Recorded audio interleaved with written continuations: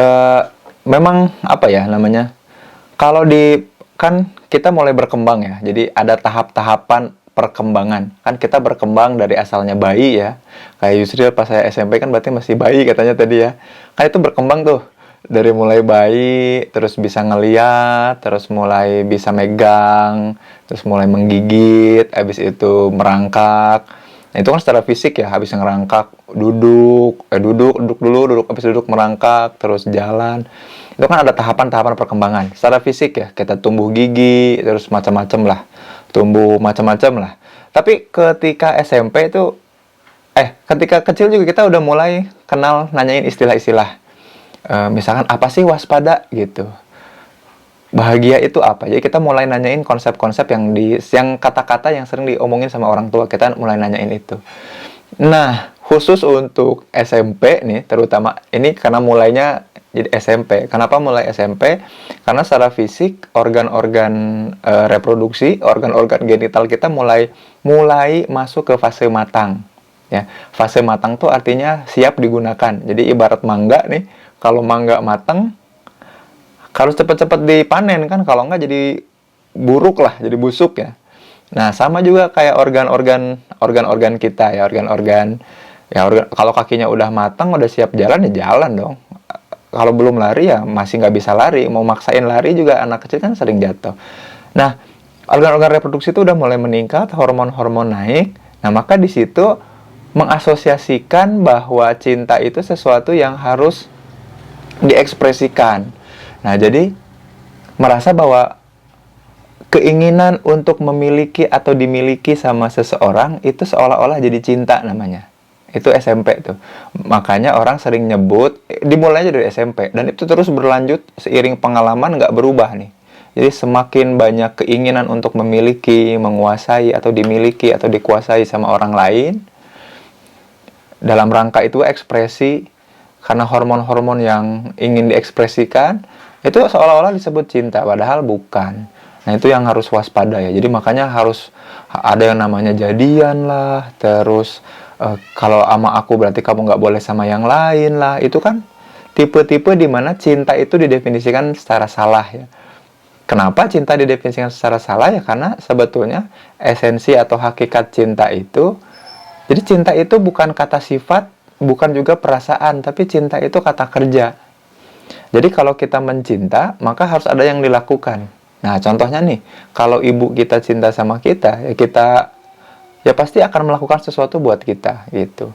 Nyetrikain baju, nyuciin, beresin, ngingetin, nyuruh-nyuruh kita supaya kita bisa mandiri dan survive kan, itu memang bukti cinta. Nah, salahnya persepsi anak muda nih, apalagi dimulai umur 14-an, 15, ketika tahap-tahap perkembangan udah mulai naik, seolah-olah cinta itu harus memiliki dan dimiliki. Maka jadian itu jadi kata kunci. Nah, gitu. Nah, dari situlah ketika sudah mulai memiliki dan dimiliki, maka sudah mulai buta. Jadi ada hal-hal yang secara psikologis, bahkan bukan psikologis, secara fisik juga udah mulai kerasa ya. Jadi orang itu mulai 3 hal nih cirinya. Buta, tuli, sama abai. Buta sama pasangannya, tuli sama omongan orang, dan abai sama hal-hal yang harusnya dia lakukan lebih prioritas. Gara-gara itu tadi, ngerasa saya tuh milik siapa atau memiliki siapa. Jadi perhatiannya harus buat dia, perhatian dia harusnya buat aku, padahal kan nggak gitu. Itu ekspresi cinta yang salah. Jadilah seorang namanya bucin, memang jadi budak, jadi hambanya dari cinta. Yang cintanya itu cinta yang salah tadi, gitu. Gitu, Sril. Ya iyalah, salah. Salahnya gini. Kenapa salah? Kan gini. Yang dimaksud cinta itu adalah, jadi gini, cinta itu kan dorongannya awalnya dari energi ya. Jadi kita kayak punya energi, punya charger, ya, punya sumber listrik lah. Yang kalau kita colokin ke orang ya, kalau kita bisa ngecas buat orang, atau energi ini bisa kita pakai untuk bisa jadi daya buat orang. Jadi harusnya kalau kita cinta seseorang, maka kita jadi daya pendorong dia untuk melakukan sesuatu, gitu.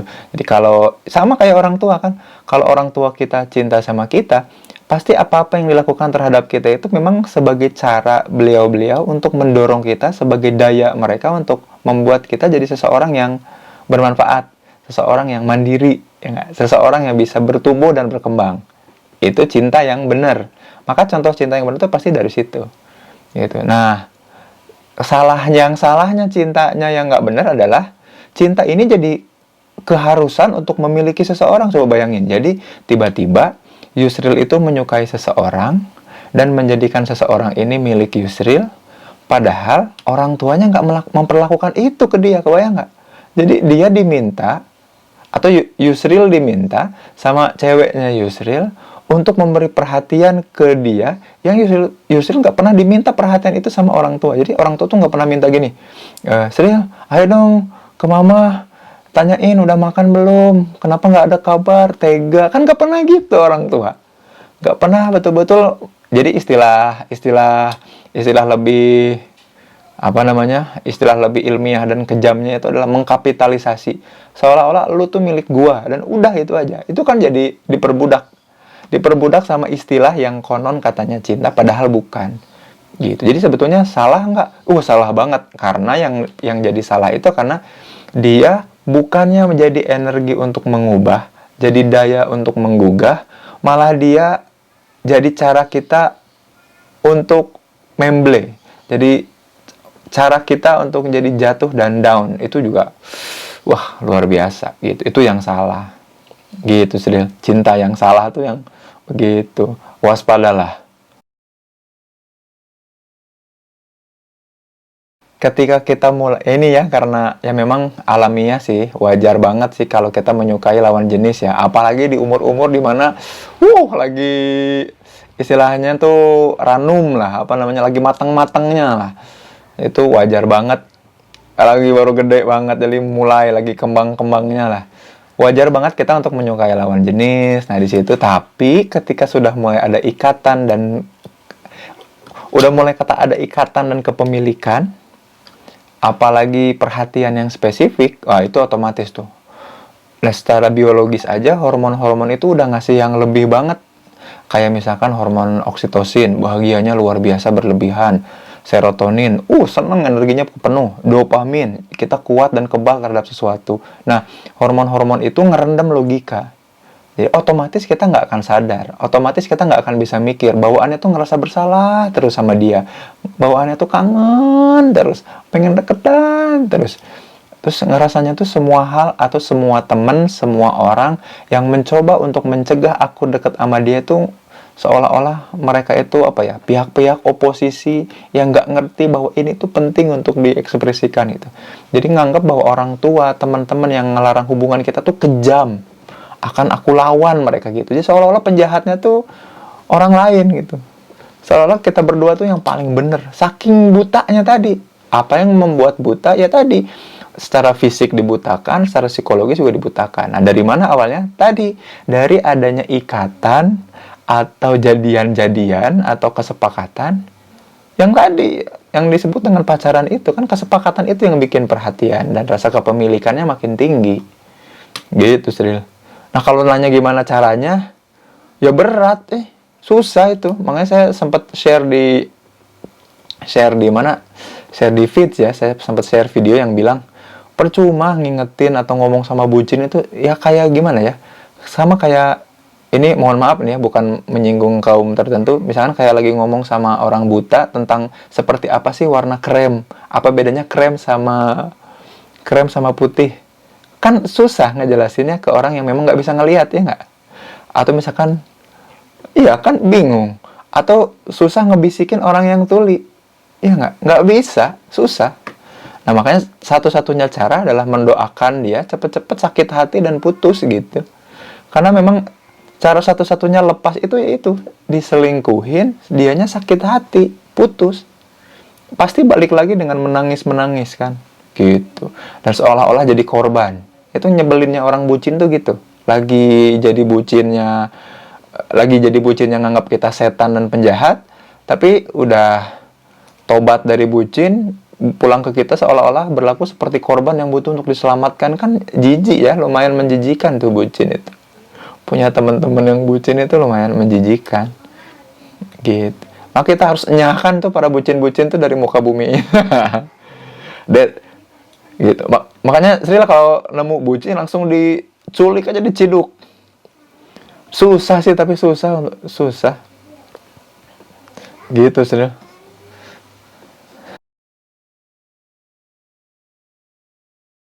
Sama, jadi sama tuh dalam artian gini. Jadi kalau adanya ikatan atau kesepakatan, nah jadi makanya tadi saya bilangnya tuh bukan cuma ikatan tapi kesepakatan. Jadi nggak ada bilang jadian nih. Jadi kalau film itu kayak filmnya 500 Days of Summer. Itu dulu terkenal banget tuh tahun 2000 berapa? 11 kalau nggak salah filmnya itu. Itu film bucin sejati ya.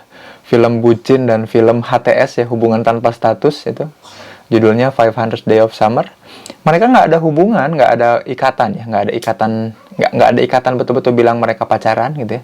Tapi mereka bersepakat untuk selalu bersama gitu kan, menggelikan banget ya. Dan orang-orang udah cukup tahu lah, kita udah sama-sama tahu lah. Jadi ciri-ciri bucin itu dia mulai mengalienasi. Apa itu alienasi? Mulai sering memisahkan diri dari kelompoknya, dari lingkungannya demi berdua-duaan sama si pasangan. Pasti aja. Gue ke kantin dulu bentar ya. Mau ke sana dulu bentar ya. Mau ke situ dulu bentar ya. Ada voice call nih, ada video call nih. Ada voice note nih gitu. Pokoknya tiba-tiba lagi ngumpul berempat, mengasingkan diri, mengalienasi diri, lagi kumpul keluarga, makan bersama, mengalienasi diri, itu udah mulai tanda-tanda bucin.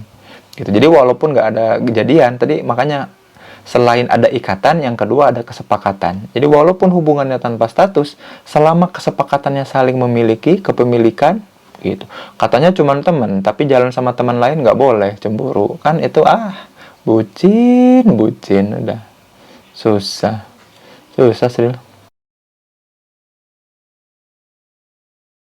Cara mewaspadai lagi temenan, gimana caranya supaya, jadi kita tuh temenan tapi gimana caranya supaya nggak sampai jatuh ke jurang bucin. Jadi waspadai ini, waspadai akan adanya rasa kepemilikan.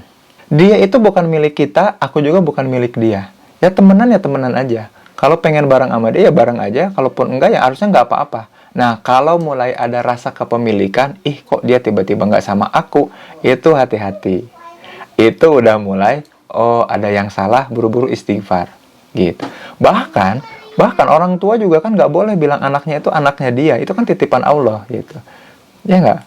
Sama kayak gitu. Nah, ini bukan siapa-siapa, orang ketemu gede doang, karena ngelihat fisik, suka dari fisik doang, dia cantik, gua ganteng, misalkan ya. Jadi tiba-tiba pengen memiliki, siapa lu, kan gitu, aneh banget. Nah itu makanya, temenan biasa oke, tapi kalau sampai mulai terbesit ada rasa ingin memiliki, aduh, waspada. Makanya temenan itu kan yang penting, di temenan itu kan dua yang harus dilakukan. Jadi ini kompetisi, teman untuk kompetisi apa teman untuk kolaborasi.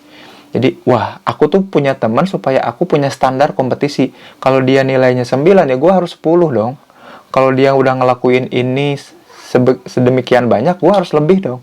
Jadi kita tuh gaul sama orang yang kita pikir kita akan paling aman kompetisi sama dia. Satu itu, atau kalaupun ternyata gue nggak bisa kompetisi, ini orang asik buat diajak kolaborasi.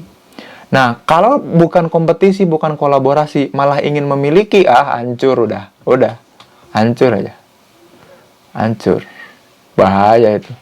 Jadi standarnya di situ aja. Udah ada rasa kepemilikan, udah bahaya.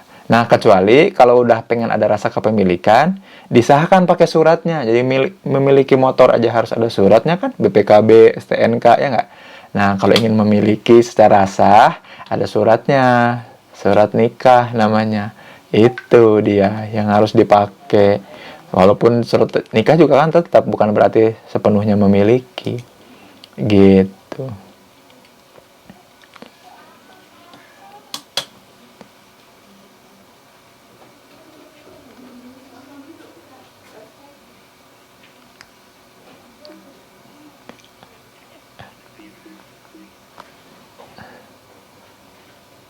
Hah. Oke. Ya.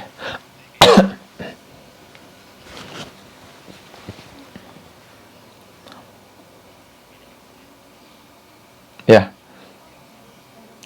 Rambu-rambunya ya itu tadi, lingkar pergaulan. Jangan sampai kalau dia ternyata pergi berpisah dan ke tempat lain atau melakukan sesuatu yang lain, kita merasa kita merasa dikhianati. Nah, itu udah mulai ciri-ciri tuh. Ya jadi misalkan, sorry ya, aku nggak bisa lagi ngumpul-ngumpul kayak gini.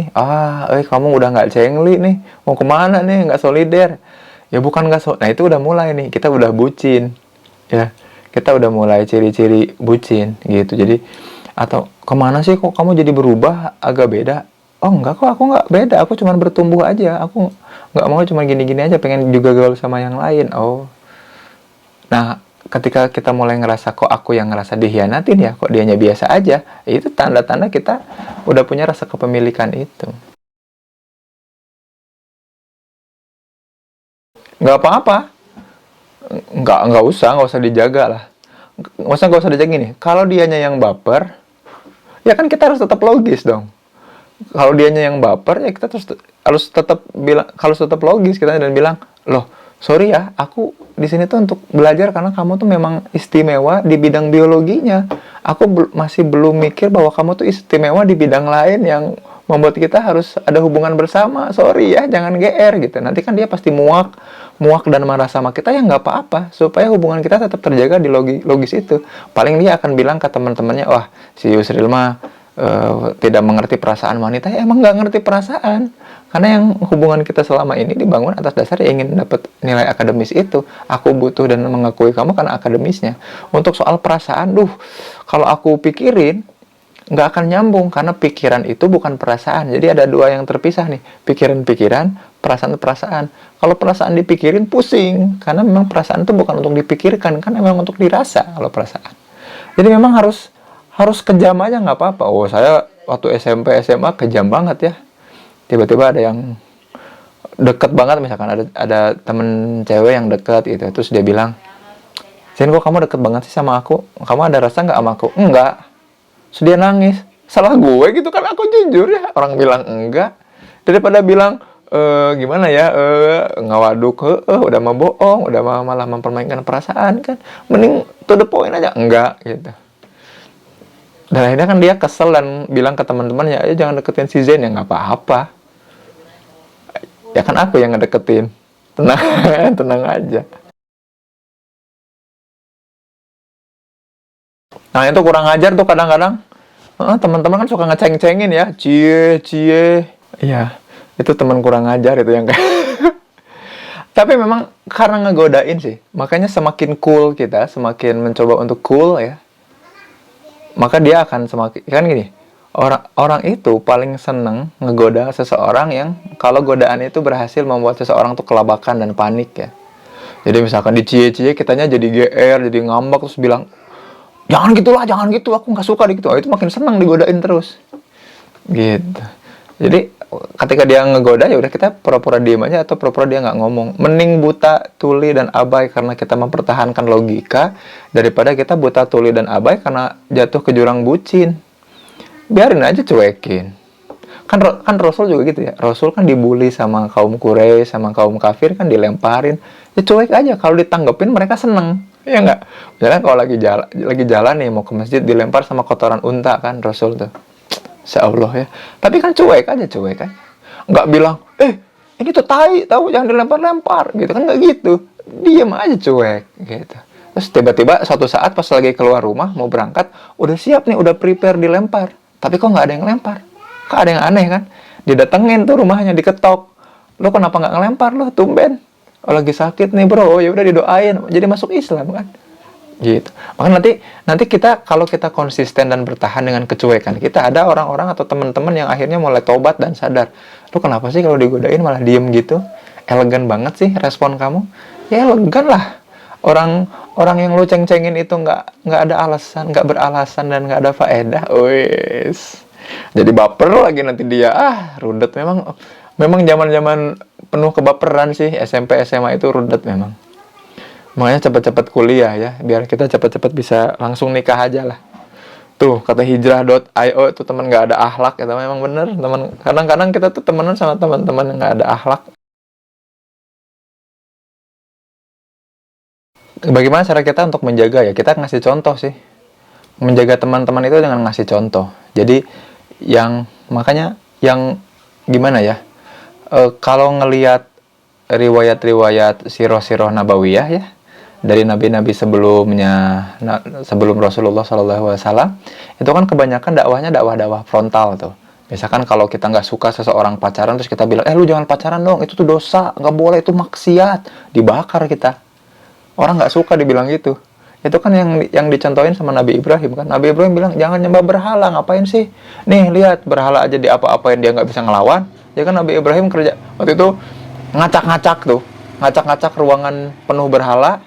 Terus dia kalungin kapak buat ngacak-ngacaknya itu digantungin di lehernya berhala yang paling besar. Terus datang penduduknya. Ini siapa yang ngacak-ngacak berhala? Lu bukan? Ke Nabi Ibrahim. Terus Nabi Ibrahim bilang, bukan, tanya aja tuh yang berhala paling gede. Mana bisa patung kayu ngomong? Nah, ngapain? Lu tahu tuh patung kayu kenapa lu sembah? Kan bukannya malah bertobat? Malah mereka malah ngambek kan ke Nabi Ibrahim. Artinya dakwah frontal itu kan juga nggak bagus. Nah, yang Rasulullah contohin kan bukan dakwah frontal. Yang Rasulullah contohin itu adalah bagaimana kita jadi panutan dengan perilaku kita tanpa ngurusin urusan orang lain. Nah, itu yang penting.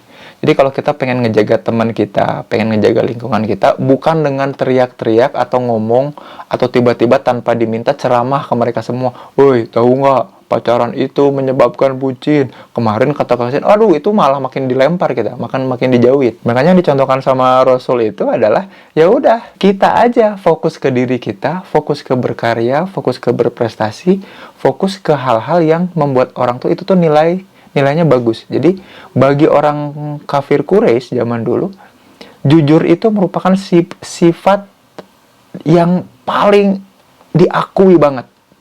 Nah, Rasul sengaja ngejaga kejujurannya, malah dijuluki oleh kaumnya sekitarnya itu Al-Amin. Nah, kita juga melakukan apa? Bertahan di situ yang membuat kita tuh dijuluki sesuatu yang value-nya di masyarakat tuh, nilainya di masyarakat itu bagus.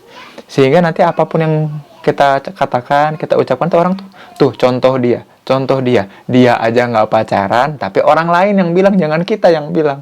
Ya jangan sampai kita bilang, aku seperti ini karena aku tidak pacaran. Jangan. Ya fokus di kita aja. Fokus di kita gimana caranya berkarya dan berprestasi. Apa simpelnya segini? Memang berat, tapi simpelnya gini. Kita tidak harus merespon sesuatu yang memang di luar kuasa kita. Contohnya tadi, pertanyaan misalkan, kapan punya pacar? Kan kita nggak bisa merespon pertanyaan itu kan? Atau kapan nikah? Bisa nggak kita merespon pertanyaan itu? Sama kayak pertanyaan kapan mati. Nah, kan itu bukan urusan kita. Masa kita bisa bilang, nanti kalau misalkan aku udah tua penyakit, nggak bisa gitu. Nah, daripada kita merespon dengan marah, atau respon-respon juga yang harusnya nggak usah ditanggapi juga sama orang lain, yang ngapain direspon? Jadi kalau misalkan ditanya, kapan nikah? Kapan pacaran? Ayo gue kenalin sama temen gue, yuk gue jodohin. Senyumin aja dan bilang, ya oke, doakan gitu, udah. Jangan direspon berlebihan. Jadi jangan merespon jangan merespon pertanyaan yang sebetulnya kita nggak tahu jawabannya apa. Kan bukan urusan kita juga ya, dan itu kan urusan Allah. Jadi kalau ditanya kapan nikah, kapan punya pacar, kapan punya anak, itu kan urusan-urusan yang di luar kita loh, di luar kuasa kita. Itu takdir Allah kan, itu urusannya qada dan qadar. Gak bisa dijawab. Nah, ditanggepin salah, dijawab jujur salah, dijawab salah. Dan jangan ngejawab pertanyaan yang itu tadi, yang orang tuh ngurusin kita gitu, tanpa memang betul-betul ngasih solusi. Itu yang rentan banget, itu di ujung jurang itu. Tapi kalau masih bisa ngejaga diri, dua-duanya bagus, alhamdulillah. Tapi kalau terus-terusan dipupuk itu bahaya. Sebisa mungkin dihindari lah. Dan kita kan juga yang kayak begitu kan nanti juga Allah dekatkan lah kalau udah waktunya ya. Kalau yakin sama Allah. Kalau enggak kan ya enggak juga. Makanya kalau udah urusannya kayak gitu ya, mendingan jaga diri lah. Bahaya soalnya. Sebenarnya sekalinya kita deket, sekalinya kita, dan nanti kan itu kita jadi terobsesi. Terobsesi itu maksudnya gini, dia yang ada di pikiran kita berulang-ulang, itu bahaya tuh.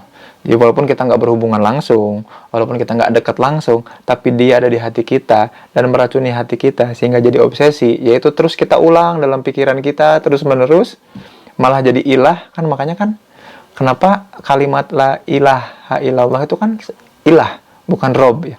Ilah itu kan sesuatu yang kita condong terhadapnya, sesuatu yang kita selalu selalu sesuatu yang kita terobsesi terhadapnya. Jadi jangan sampai ada ilah lain selain Allah. Nah, kalau ada kecondongan lain, ada obsesi lain selain Allah, itu juga harus diwaspadai. Mungkin bukan bucin namanya, bukan bucin. Bucin itu memang udah perilaku, udah ada perilakunya, udah berduaannya, udah. Nah, ini mah masih di dalam hati, tapi kita menjadikan dia itu sebagai obsesi hidup. Aduh, aku ingin berkembang dan ingin tampil soleh demi dia. Nanti dia kan pasti bangga sama aku. Aduh, someone special someday maybe ku, gitu. Aduh, jijik banget itu. Allah juga pasti akan jijik. Kan Allah pencemburu, apalagi wah, diacak-acak hidup kita sama Allah, bau tahu rasa tuh. Naudzubillah ya, mudah-mudahan enggak. Kan jaga diri aja lah, jauhin yang kayak gitu-gitu. Kalau bisa sih. Stay cool aja, elegan aja. Kalau di cie gitu. Ya, kadang terlalu reaktif kan ya. Yang di cie apa lo gitu kan. Padahal cuek aja biasa. Jaga elegan, no, elegan. Jaga imbit. Ya iyalah. Ngapain deket-deketin kita nggak ada niatan mah. Itu namanya iseng-iseng berhadiah. Emang kita produk murah itu yang cuma jadi hadiah dia nggak diisengin doang. Kan dicie-ciehi ya kan, makanya jangan gampang baper, jaga terus logika ya. Cie-ciehin dikit jadi baper, jatuh cinta. Digodain dikit baper, jatuh cinta. Aduh, lemah banget ini.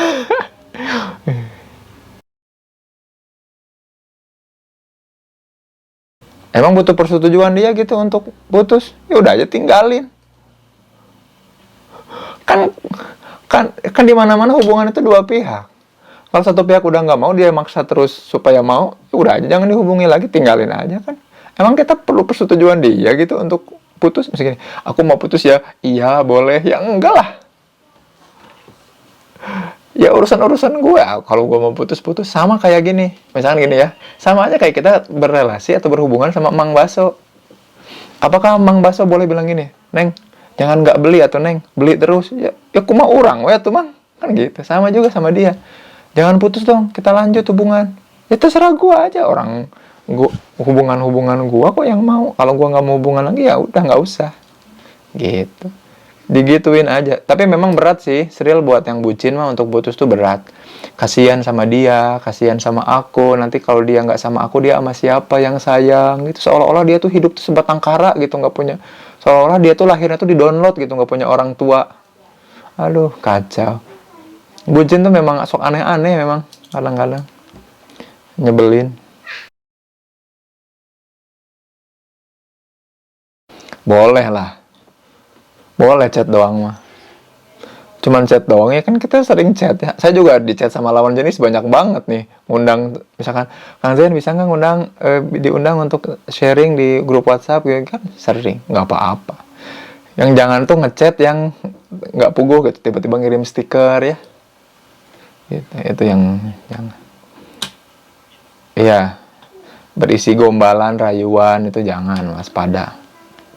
Jadi Kang Ilham jangan tiba-tiba ngechat gini, kamu tahu nggak bedanya kamu sama bulan? Bulan itu jauh, kamu itu dekat di hati aku gitu. Ah, itu ulah, nu kitu mah ulah.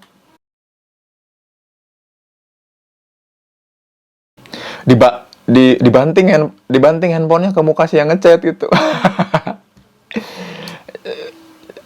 Jangan, udah jangan direspon dia, biarin aja diantep, biarin aja. Memang kan menahan diri namanya juga siam, harus tahan diri untuk nggak ngerespon. Jauhin lah, jauhin. Kan udah jelas-jelas dia berduaan dan dia mengakui bahwa dia dibisikin setan, ya kita jauhin lah. Ramadan jangan deket-deket setan. Jangan mau deket setan, setan terus kita jauhin. Udah gitu aja, jangan deket-deketin. Apalagi jangan diliatin, divideoin. Ah, sarwana tuh. Curiga kita setannya. Udah tinggalin. Makanya kan kalau ada dua orang ada laki-laki dan perempuan berduaan, maka yang ketiganya adalah setan. Nih, ini Brother Hijrah.io, jangan mau jadi setannya. Apalagi dibilang dibisikin setan, itu lagi ngomongin kamu, berarti jangan mau kamu disebut setan. Kurang ajar dia sebut-nyebut setan ya. Nggak ada akhlak tuh pasangan itu tuh. Pasangan nggak ada akhlak.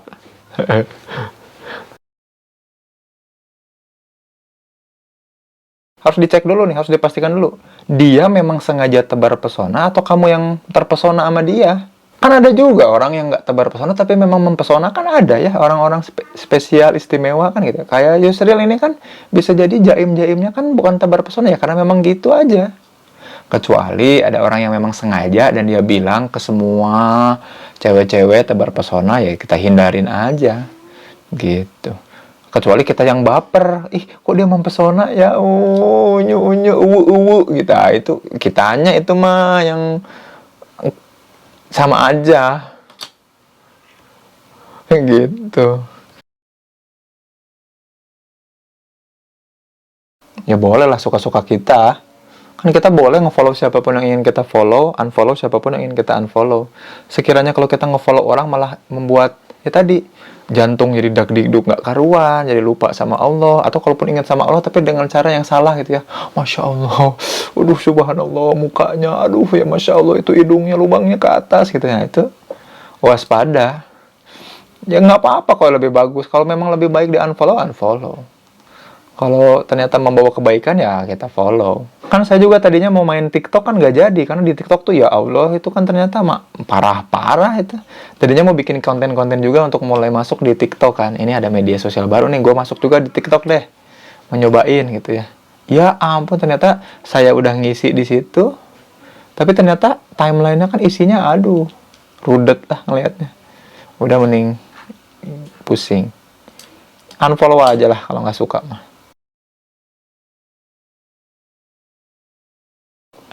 Ya enggak dong. Itu tuh sama kayak istijroj namanya ya. Jadi nikmat yang diberikan kepada kita sebagai ujian. Kenapa sih orang-orang yang nggak sholat itu tetap aja kok kaya? Orang-orang yang nggak suka zakat juga tetap kaya kok.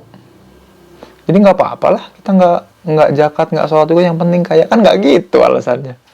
Ih teman aku gara-gara pacaran, hati-hati menjadikan satu sebab atas hal-hal yang bukan penyebab, itu juga disebut syirik kecil. Kata Imam Ghazali itu ada dua hal yang membuat kita syirik kecil. Kan syirik dosa besar ya. Walaupun kecil juga tetap dosa besar. Salah satunya itu, menghubung-hubungkan dua hal yang nggak ada hubungannya, atau menjadikan penyebab hal-hal yang sebetulnya bukan penyebab. Penyebab dia bagus akademisnya, yang memang pintar akademisnya bukan karena punya pacar. Jauh hubungannya. Kan bukan pacarnya yang ngerjain soal-soalnya ya. Kalaupun itu ternyata secara tidak langsung jadi motivasi dia untuk jadi lebih pintar, ya bukan berarti itu jadi penyebab utama. Hati-hati, bahaya. Nggak gitu. Enggak. Jangan sampai kita negur, jangan sampai kita ngasih masukan tanpa diminta, jangan. Biarin aja. Jadi kalau dia nyerita, oh gitu ya, gitu.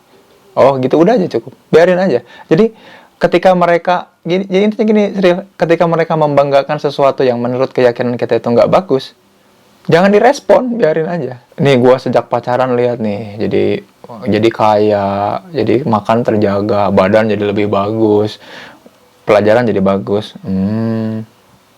Udah aja. Oh, oke. Nggak usah direspon. Kan kerjaannya Al-Walid bin Mughirah dulu gitu. Utbah bin Robi'ah tuh juga gitu kerjaannya. Amr bin Hisham ya, Abu Jahal kan gitu kerjaannya. Cuekin aja, karena bukan itu. Itu kan di dunia dikasih, bisa jadi. Kan kita kan lagi nyiapin buat akhirat nanti. Oke. Oh iya aja. Gitu aja.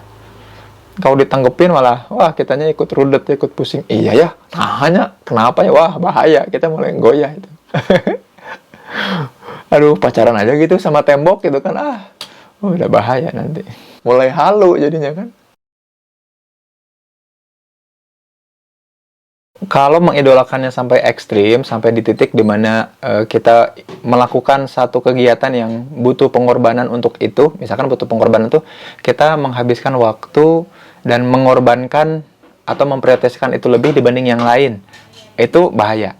Tapi kalau enggak, cuma biasa aja, aku suka, ini keren ya, itu bagus ya, ini asik nih filmnya, ini oke, ya nggak masalah. Tapi kalau sampai kita mengorbankan sesuatu lebih, jadi kalau bahasa ekonominya tuh costly, kita keluar keluar biaya, keluar pengorbanan, demi untuk punya interaksi lebih dengan si tokoh-tokoh ini, itu yang udah nggak bagus.